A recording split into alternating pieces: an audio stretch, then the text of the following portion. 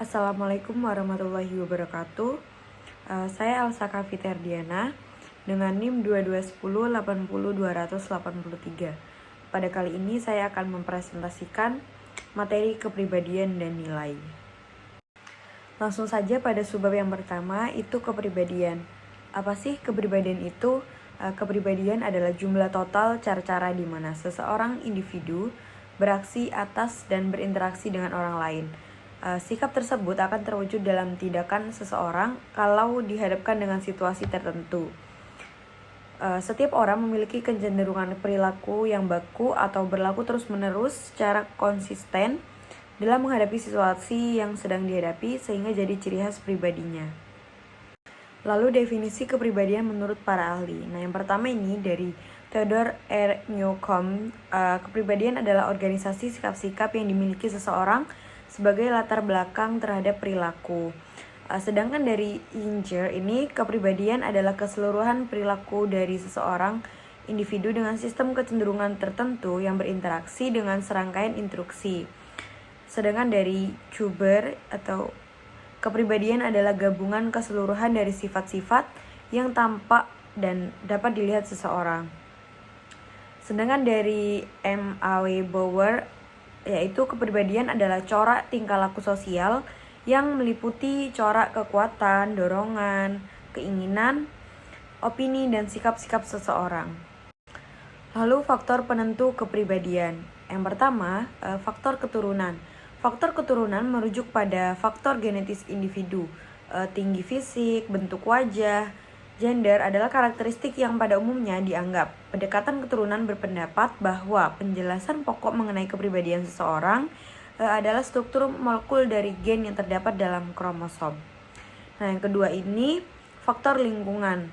Faktor lain yang memiliki pengaruh cukup besar terhadap pembentukan karakter adalah lingkungan di mana kita tumbuh dan dibesarkan di dalam norma keluarga, teman-teman, dan kelompok sosial, dan pengaruh lain yang kita alami. Indikator tipe Myers-Briggs. Yang pertama itu extrovert versus introvert. Individu extrovert ramah, pandai bersosialisasi, dan percaya diri. Individu introvert tenang dan pemalu. Sedangkan yang kedua ini pemikir versus merasakan. Tipe yang memikirkan biasanya menggunakan penalaran dan logika untuk menangani masalah. Tipe yang merasakan berpegang pada nilai-nilai dan emosi pribadi mereka. Sementara yang ketiga itu perasa versi intuitif. Tipe perasa praktis serta memilih rutin dan urutan. Mereka fokus pada detail. Tipe intuitif bergantung pada proses, tidak sadar dan melihat pada gambar-gambar besar. Yang keempat ini menilai versus menerima. Tipe yang memikirkan biasanya menggunakan penalaran dan logika untuk menangani masalah. Tipe yang merasakan berpegang pada nilai-nilai dan emosi pribadi mereka. 5 dimensi dasar model kepribadian. Nah, yang pertama itu dimensi ekstraversi. Dimensi ekstraversi menampilkan level kenyamanan kita di dalam hubungan. Ekstrovert cenderung ekspresif, percaya diri, dan mampu bersosialisasi. Introvert cenderung pemalu, penakut, dan tenang. Sedangkan yang kedua ini keramahan. Dimensi keramahan merajuk pada kecenderungan seseorang individu untuk memahami orang lain. Orang yang ramah, kooperatif, hangat, dan mempercayai. Orang yang berskor rendah, dingin, tidak ramah, dan antagonis. Yang ketiga, kehati-hatian. Dimensi kehati-hatian adalah sebuah ukuran reliabilitas. Orang yang sangat hati-hati, bertanggung jawab, teratur, dapat diandalkan, dan persisten.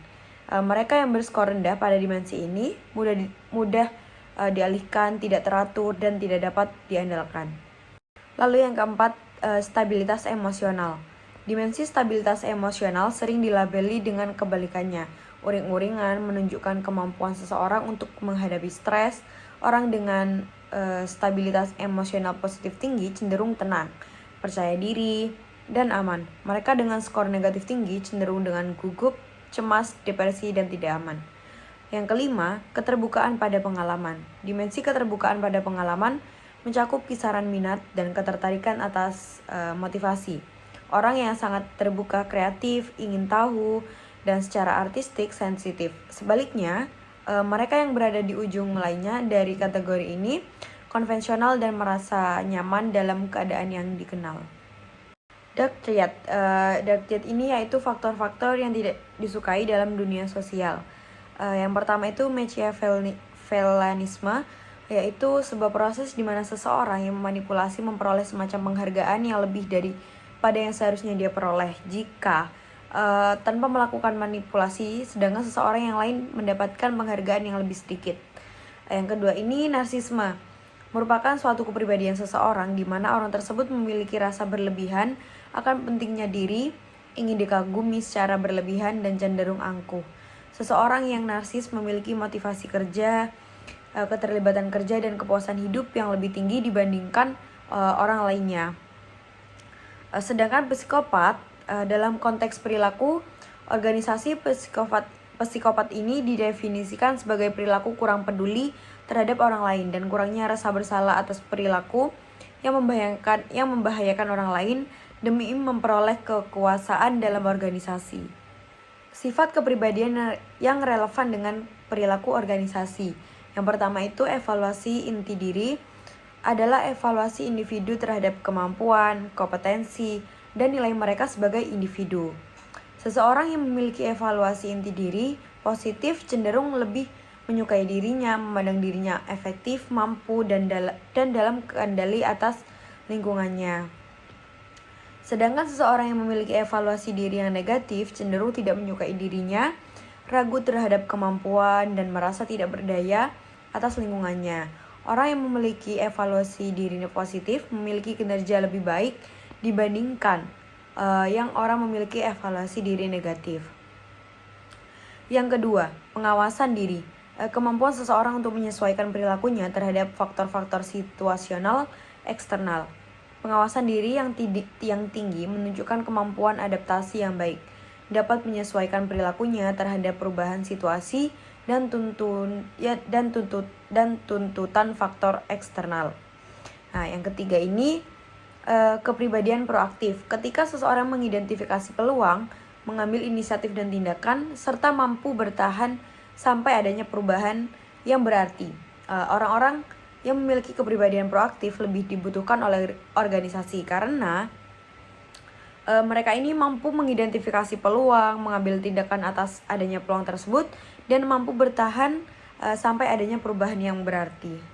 Mengaitkan kepribadian dan nilai seseorang individu di tempat kerja merupakan sebuah teori mengidentifikasi kepribadian dan mengusulkan bahwa kecocokan antara tipe kepribadian dan lingkungan pekerjaan menentukan kepuasan dan perputaran untuk mencocokkan tuntutan pekerjaan dengan karakteristik kepribadian diartikulasikan paling baik dalam teori kecocokan kepribadian pekerjaan oleh John Holland.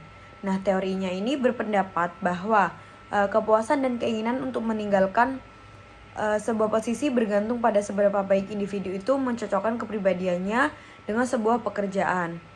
Nah, yang kedua ini kesesuaian individu atau organisasi. Nah, jika sebuah organisasi menghadapi lingkungan yang dinamis dan berubah serta membutuhkan pekerja untuk siap mengubah tugas-tugas dan berpindah antar tim dengan mudah, maka yang lebih penting adalah melihat kecocokan kepribadian pekerja dengan budaya keseluruhan organisasi dibandingkan dengan karakteristik setiap pekerjaan. Nah, kecocokan orang dengan organisasi pada dasarnya berpendapat bahwa orang-orang tertarik dengan memilih organisasi yang sesuai dengan mereka, bahwa orang-orang tertarik dengan memilih organisasi yang sesuai dengan mereka dan mereka meninggalkan organisasi yang tidak cocok dengan kepribadiannya. Ada studi kasus yaitu sebuah perusahaan teknologi besar menghadapi masalah dalam tim pengembangan produk. Nah, sebagian besar anggota tim memiliki kepribadian yang berbeda-beda. Ada yang sangat kompetitif dan ingin mencapai target dengan cepat. Nah, sementara yang lain ini lebih kooperatif dan ingin bekerja sama dalam suasana yang harmonis. Nah, selain itu, perusahaan ini memiliki nilai-nilai yang menekankan inovasi, tetapi juga pentingnya etika dalam pekerjaan. Oke, jadi analisis masalahnya yang pertama konflik kepribadian. Kepribadian yang berbeda dalam tim dapat mengarah pada konflik. Anggota yang kompetitif mungkin merasa frustasi dengan anggota yang lebih kooperatif. Nah, sementara yang kooperatif ini merasa tertekan oleh tekanan dari anggota yang kompetitif. Nah, hal ini dapat mempengaruhi produktivitas dan suasana kerja. Nah, yang kedua, ketidaksesuaian dengan nilai perusahaan. Jika anggota tim memahami atau tidak sejalan dengan nilai-nilai perusahaan yang menekankan etika dan inovasi, ini dapat mengakibatkan tindakan atau keputusan yang bertentangan dengan misi dan tujuan tersebut. Lalu yang ketiga ada pengaruh pada kinerja. Konflik kepribadian dan ketidaksesuaian dengan nilai perusahaan dapat mempengaruhi kinerja tim dan perusahaan secara keseluruhan. Ketidakstabilan dalam tim, pengembangan produk dapat memperlambat proses pengembangan dan bahkan berpotensi merugikan reputasi perusahaan. Sedangkan analisis masalah yang pertama, pengembangan kepemimpinan. Perusahaan dapat mengembangkan kepemimpinan yang mampu memahami mengelola keragaman kepribadian dalam tim. Ini dapat mencakup pelatihan untuk membangun keterampilan komunikasi dan kolaborasi yang lebih baik. Yang kedua ini penyelarasan nilai. Perusahaan perlu secara jelas dan konsisten mengkomunikasikan nilai-nilai perusahaan kepada seluruh tim. Ini tuh dapat membantu menghindari ketidaksesuaian dengan nilai perusahaan. Yang ketiga, pemilihan anggota tim yang tepat. Ketika merekrut anggota tim, perusahaan dapat mempertimbangkan tidak hanya keterampilan teknis, tetapi juga kesesuaian kepribadian dengan budaya organisasi. Jadi kesimpulannya, kepribadian mempengaruhi perilaku. Kepribadian individu seperti ekstrovert, introvert, neurotik, atau konservatif dapat mempengaruhi cara seseorang berinteraksi dalam konteks organisasi. Kepribadian yang beragam dapat membentuk dinamika tim yang berbeda-beda. Nilai yang kedua ini nilai sebagai panduan. Nilai-nilai pribadi dan individu membentuk kerangka etika mereka dalam berperilaku di lingkungan kerja. Nilai-nilai ini dapat mencakup integritas, kerja keras, kejujuran, dan lain-lain. Karyawan yang sejalan dengan nilai-nilai perusahaan cenderung memiliki perilaku yang mendukung budaya organisasi. Jadi kepribadian dan nilai adalah faktor penting dalam membentuk perilaku individu di dalam organisasi. Kepemimpinan yang bijak dan budaya organisasi yang kuat dalam hal ini dapat membantu menciptakan lingkungan di mana karyawan dapat berperilaku sesuai dengan tujuan dan nilai perusahaan. Mungkin itu saja materi dari saya, kepribadian dan nilai dengan mata kuliah perilaku organisasi. Terima kasih. Wassalamualaikum warahmatullahi wabarakatuh.